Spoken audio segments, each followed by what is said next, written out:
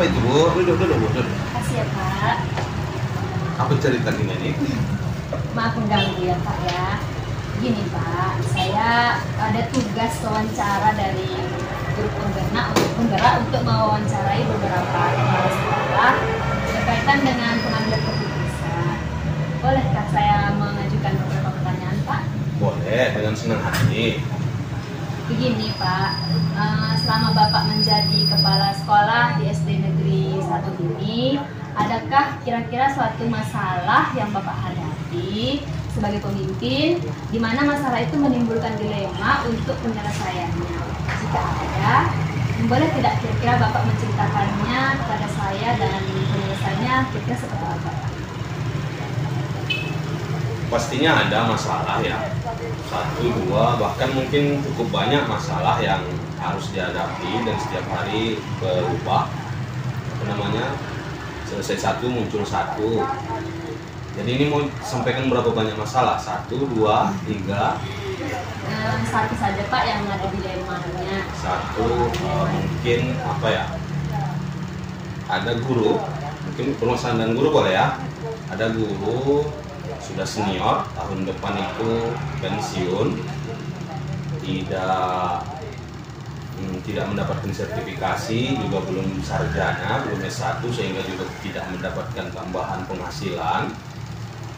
Itu membuat dia turun motivasi mengajarnya. Jadi beberapa kali terlihat cukup sering ketika saya tidak sedang melihat-lihat kelas, dia meninggalkan anak murid, duduk di ruang guru, kantin, atau di beberapa tempat yang lain. Anak dibiarkan hanya dikasih tugas saja. Ada masalah itu yang sampai saat ini masih terjadi. Lalu bagaimana Bapak menyelesaikan?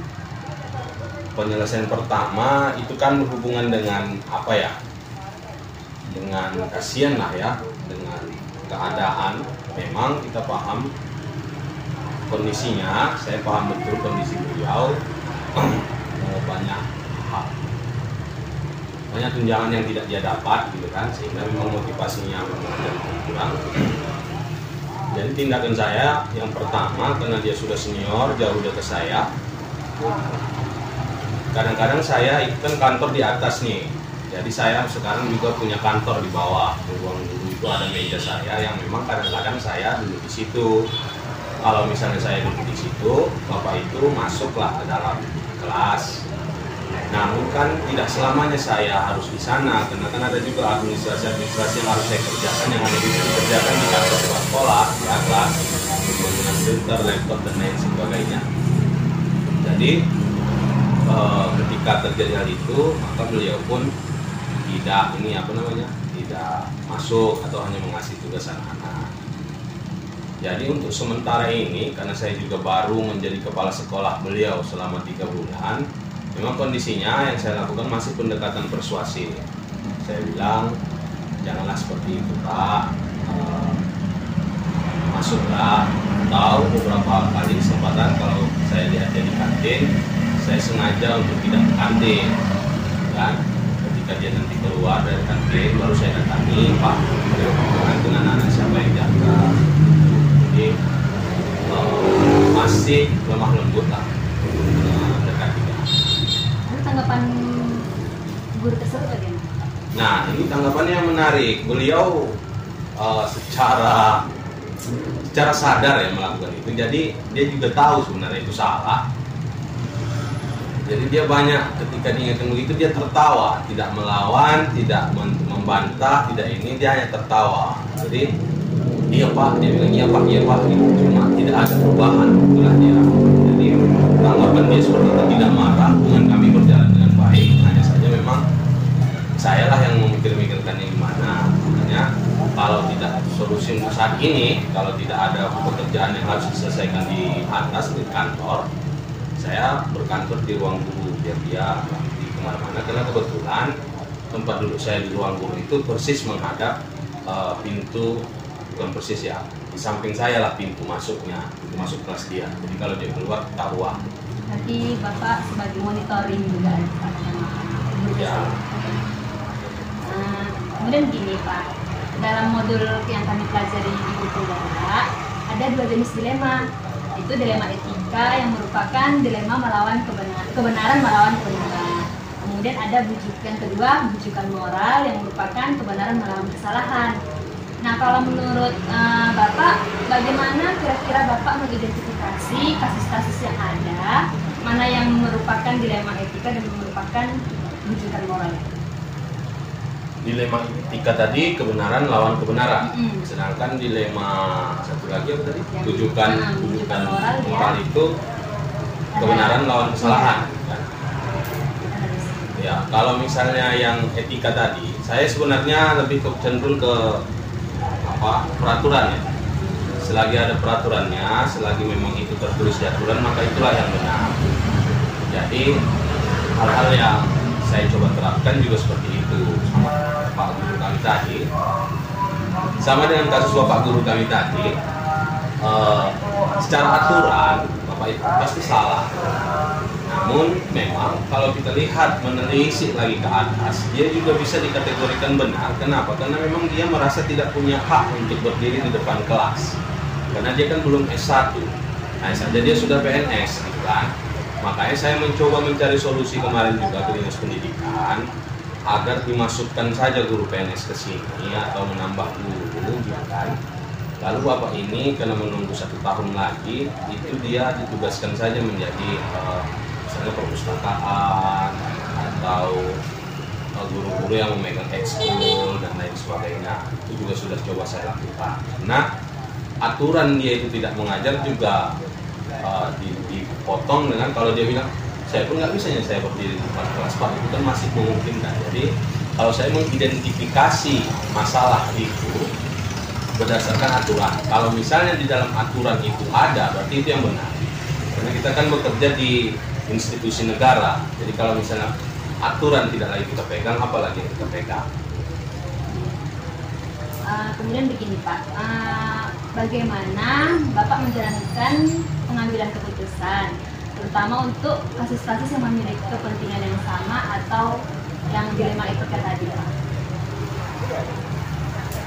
Dilema etika berarti kasus-kasus yang sama-sama benar ya, sama-sama benar. Kalau misalnya dia berhubungan dengan sama-sama benar, saya lihat sih pertama efek jangka panjang, efek jangka pendek. Kalau misalnya salah satu masalah itu saya rasa berefek jangka panjang, itu biasanya saya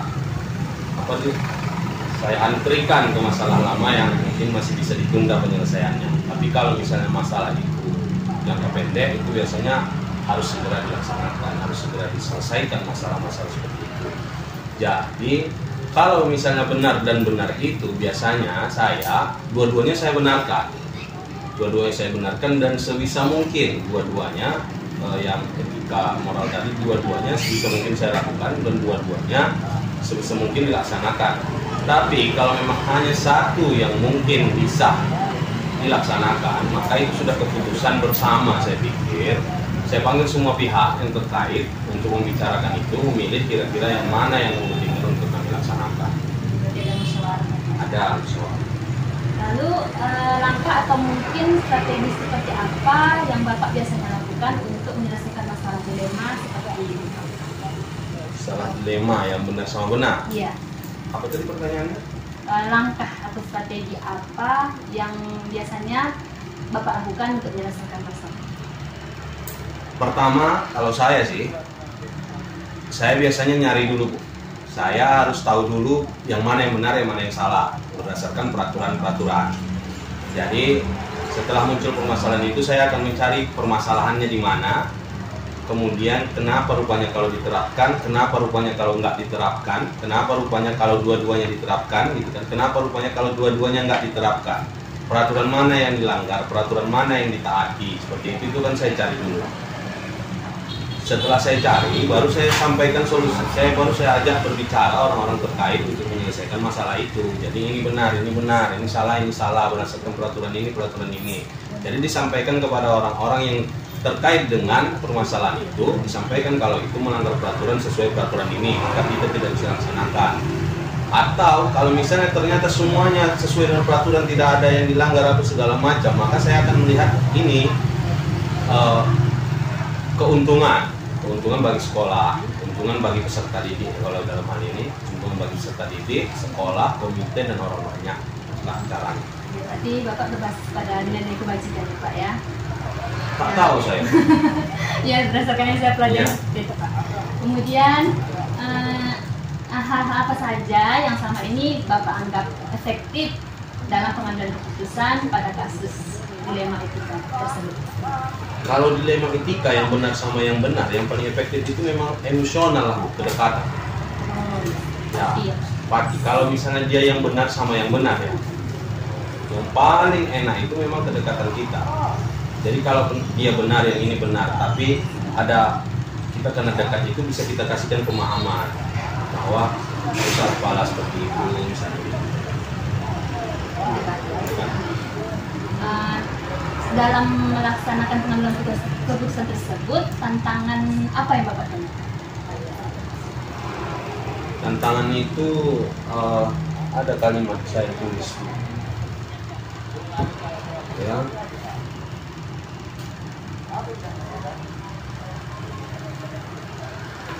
Gimana nih? Intinya manusia itu memang kan tidak bisa selalu menerima kita, kan? Pasti ada yang benar dan ada yang salah. Kalau tantangan itu kebanyakan bahkan muncul dari orang yang tidak berhubungan dengan situasinya. Ya, malah pihak ketiga. Misal kita ada dua orang guru sedang bertikai gitu, lalu dengan kita sudah selesai, tapi dari orang yang lain, berarti orang keempat aja ya, ada tiga nih. Orang keempat harus yang orang di luar pihak terkait ini yang malah memperburuk suasana. Jadi bagaimana caranya meyakinkan orang ini kembali berdua misalnya supaya tidak ada masalah. Jadi yang paling sulit dari menyelesaikan masalah itu adalah setelah tercapainya penyelesaian masalah, bagaimana kita konsisten untuk tidak mengulang kesalahan itu atau tidak terjadi kesalahan itu lagi. Jadi kita harus menjaga orang-orang ini supaya tidak kena orang pihak ketiga mau kompori atau segala macam. Jadi konsistennya itu yang agak susah. Karena misal ada guru bertengkar dengan orang tua murid, berhasil kita ini kan selesaikan, damaikan misalnya. Tapi kita lupa untuk berkunjung, untuk datang, untuk memastikan kondisi itu karena kesibukan dan lain-lain, kan inkonsisten lah bahasanya, sehingga tiba-tiba udah terbiarkan masuk orang ketiga, mau tahu dulu kayak gitu kan, segala macam itu yang paling susah karena tidak terdeteksi oleh kita kan. Kemudian Pak, apakah Bapak memiliki sebuah jadwal tertentu dalam menyelesaikan sebuah kasus dilema etika? Misalnya, maksudnya gini, apakah Bapak langsung menyelesaikan di tempat atau memiliki sebuah jadwal untuk menyelesaikannya? Bentuk atau prosedur seperti apa yang Bapak lakukan? Susah ya pertanyaannya ya. Jadi kalau ada masalah, pastinya kita nggak ada mau masalah ya. Semua orang pasti nggak mau masalah, tapi pasti ada berhubungan dengan masalah. Jadi kalau saya lihat-lihat masalahnya. Kalau memang masalahnya harus segera diselesaikan, biasanya kan saya selesaikan. Tapi kalau masalahnya bisa ditunda, saya akan tunda. Cuma yang paling pantang bagi saya itu menyelesaikan masalah pribadi, menyelesaikan masalah yang membuat satu individu di hadapan orang ramai, itu nggak boleh. Jadi kalau dia permasalahan individu, misal ada guru yang selalu datang terlambat, bisa seperti itu sebisa mungkin saya tidak bahas di rapat besar. Kalaupun dibahas di rapat besar, paling hanya saya sampaikan guru wajib datang jam segini ya, tidak saya contohkan ke guru siapa yang datang terlambat itu. Jadi kalau misalnya ada permasalahan yang masalah besar yang harus diselesaikan bersama, kami selesaikan juga masih bersama dalam rapat, dalam secepatnya. Hari ini juga diselesaikan. Jadi dipilih-pilih permasalahannya. Kalau masih bisa menunggu ya menunggu. Kalau memang harus segera ya harus segera, istilahnya itu ya. Tidak mengikat kapan harus diselesaikan. Ada kasus orang yang atau faktor yang selama ini mempermudah Bapak atau yang bantu Bapak?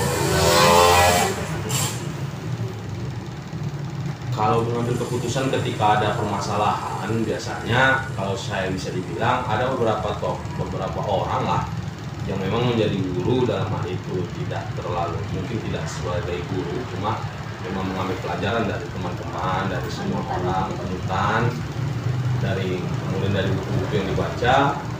dari kepemimpinan yang disukai, namun memang saya selalu berupaya untuk melaksanakan itu begini. Apa yang saya sukai, saya mau melakukan apa yang saya harapkan dari orang lain. Ada di modul itu. Saya mau mengharapkan orang lain ya, saya mau orang lain melakukan A, saya juga akan berupaya untuk melakukan A. Jadi ada kepala sekolah kami yang dulu, ketika saya menjadi guru, ada kepala sekolah yang saya rasa kepemimpinannya dalam menyelesaikan masalah itu bagus, jadi saya juga banyak mencontoh dari dia. Jadi dia, kita dibilangnya apa yang kita harapkan dari orang lain, itu yang kita lakukan kepada orang lain. Kira-kira. Oh, berarti seperti refleksi ya Pak ya? Iya, refleksi diri. Ini kita sudah di akhir pertanyaan Pak. Cepat. Ini pertanyaan terakhir dari semua hal yang telah Bapak sampaikan. Pembelajaran apa yang bisa Bapak petik dari pengalaman selama Bapak mengambil keputusan? Nah, yang lima itu saya. Jadi katanya dari pelajaran-pelajaran yang kita terima itu kan, saya ini mungkin termasuk orang dalam ruang lingkup melankolis, tapi saya juga masuk ke bagian koleris katanya. Jadi saya bisa tegas, hari ini saya bisa tegas, tapi sampai 2 minggu 3 minggu kemudian itu ketegasan saya itu akan tetap saya pikirkan walaupun itu benar. Jadi yang paling sulit bagi saya memang menghilangkan pemikiran-pemikiran setelah saya mengambil keputusan itu gitu. Karena pemikiran negatif, pemikiran yang ini. Jadi misal saya sudah mengatakan kepada guru, Bu, ibu jangan seperti ini. Itu nanti saya pikirkan sampai 3 minggu, apakah berimbas, apakah ini, dan itu kadang-kadang membuat pekerjaan lain jadi terbengkalai, kan? Jadi beban pikiran. Itulah yang paling susah menurut saya. Makanya sebisa mungkin saya itu kalau peraturan berlandaskan dengan aturan-aturan yang ada, supaya kalau saya berpikiran negatif setelahnya itu, kan sudah peraturan. Jadi kalau jangan salahkan saya, tapi salahkan peraturan. Itu kira-kira. Jadi dia kesulitannya di sana. Kalau kesulitan lain tentang bagaimana menyelesaikan masalah, karena saya selalu melibatkan teman-teman, kawan-kawan guru yang lain di sekolah saya, jadi itu tidak sulit. Di sekolah ini alhamdulillah gurunya mau berbagi, mau diajak kompromi, dan ketika diingatkan juga tidak melawan atau tidak memberikan respon yang tidak terduga, aman-aman saja sejauh ini. Baik Pak, terima kasih sudah mau berbagi dengan saya untuk menyelesaikan tugas dari program ini. Saya izin jawaban Bapak tadi saya rekam dan saya masukkan ke dalam LMS saya. Tapi itu nggak ke video YouTube, Bu ya?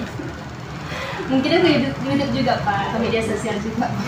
Kalau ke YouTube gimana deh itu nanti menjagakan guru tadi? Iya Pak, saya kalau yang ada berkaitan dengan nama nanti saya. Iya. Pak, terima kasih sekali lagi, dan maaf jika saya tadi ada sikap yang kurang baik. Dan maaf mengganggu Bapak. Ya, Bu. Terima kasih ya, Bu. Ya, Bu.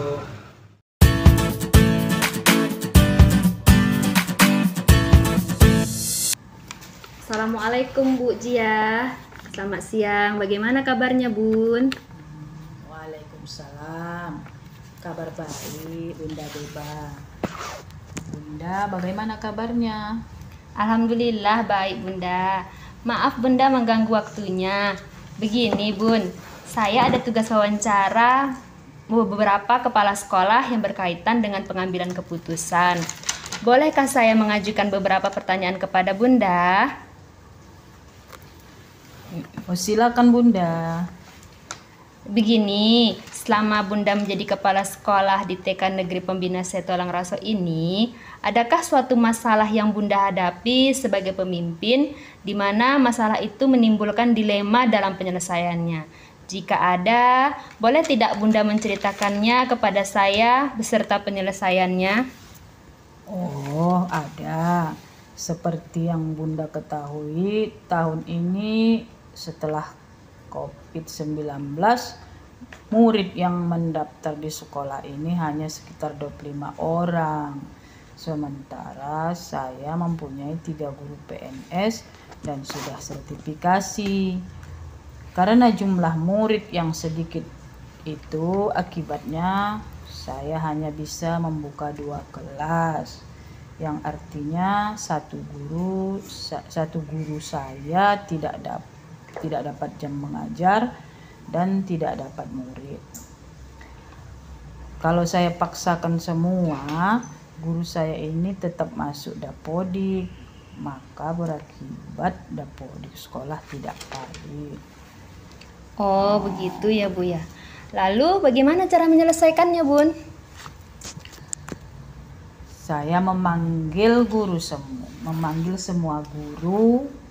Saya menceritakan keadaan sebenarnya yang terjadi di sekolah. Kemudian saya menanyakan kepada mereka apa kira-kira solusinya, tapi mereka tidak dapat menemukan solusinya.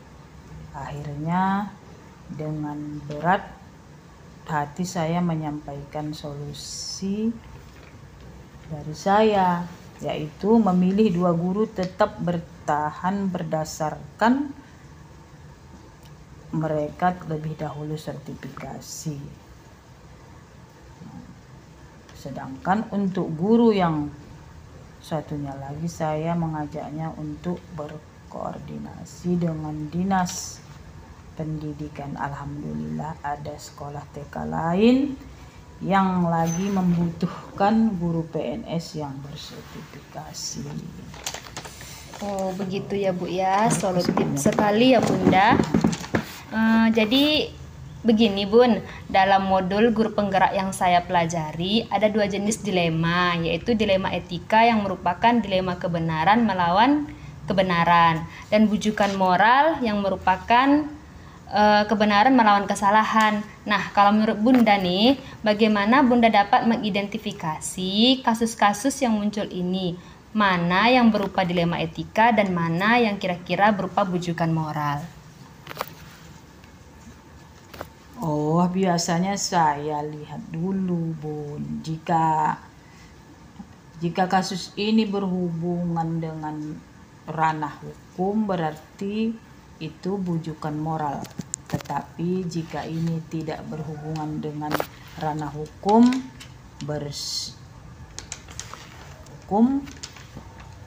berarti itu dilema etika. Berarti seperti kasus yang Bunda sampaikan tadi ya, di mana keduanya merupakan keputusan yang sama-sama benar dan tidak berhubungan dengan ranah hukum ya, Bunda? Iya, benar sekali, Bu. Lalu bagaimana Bunda menjalankan pengambilan keputusan, terutama untuk kasus-kasus yang memiliki kepentingan yang sama benar atau yang dilema etika tadi, Bunda? Menurut saya lebih menjunjung nilai-nilai kebajikan, karena dengan menjunjung nilai kebajikan seperti keadilan, kejujuran, dan sebagainya, maka kebenaran itu sendiri akan mengikutinya. Adakah langkah-langkah atau mungkin strategi seperti apa yang Bunda biasanya lakukan dalam menyelesaikan masalah dilema seperti ini, Bunda? Oh, biasanya saya memerlukan 3 tahapan, Bu. Pertama, saya mengkonfirmasi masalah kepada yang berkepentingan. Yang kedua, mendiskusikannya kepada pihak yang terkait. Yang ketiga, biasanya saya merefleksikan bagaimana kalau saya di posisi mereka. Hal seperti apa yang saya inginkan itu.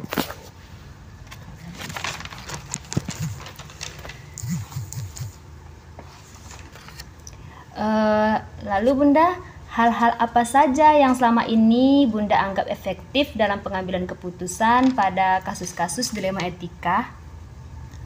Saya rasa semuanya akan efektif jika kita komunikasikan dengan baik kepada semua pihak yang berkepentingan, sehingga mereka itu tahu apa yang terjadi kepada kita dan kita tahu apa yang terjadi kepada mereka. Lalu hal-hal apa saja yang selama ini merupakan tantangan Bunda dalam mengambil keputusan pada kasus-kasus tersebut? Tantangan itu jika tidak ada keterbukaan dari semua pihak yang terkait. Begitu ya Bunda. Apakah Bunda memiliki sebuah tata atau jadwal tertentu dalam sebuah penyelesaian kasus dilema etika, atau maksudnya apakah Bunda langsung menyelesaikan di tempat atau memiliki sebuah jadwal khusus untuk menyelesaikannya, atau kira-kira prosedur seperti apa yang Bunda jalankan? Kalau jadwal tertentu mungkin tidak ada ya, tapi kalau prosedurnya jelas ada. Seperti kalau yang saya sampaikan tadi, biasanya saya berdiskusi dan mengkonsultasikannya kepada pihak-pihak terkait, terlebih dahulu untuk mencari solusi terbaik bagi semua pihak. Kemudian ada tidak ya seseorang atau faktor-faktor yang selama ini mempermudah atau membantu Bunda dalam mengambil keputusan? Biasanya saya berkonsultasi dengan dinas pendidikan sesuai kepentingannya. Begitu ya Bunda. Kemudian dari semua hal yang telah Bunda sampaikan tadi, pembelajaran apa yang kira-kira Bunda dapat petik dari pengalaman Bunda dalam mengambil keputusan? Intinya kita itu harus membangun komunikasi yang baik, saling terbuka, empati dengan semua pihak. Dengan demikian kerjasama kita dalam mewujudkan pendidikan yang baik dan berpihak pada murid dapat terlaksana. Hanya itu aja. Begitu Bunda ya. Terima kasih banyak ya Bunda. Maaf sudah mengganggu waktunya. Saya izin pamit Bunda ya. Assalamualaikum warahmatullahi wabarakatuh. Waalaikumsalam warahmatullahi taala wabarakatuh.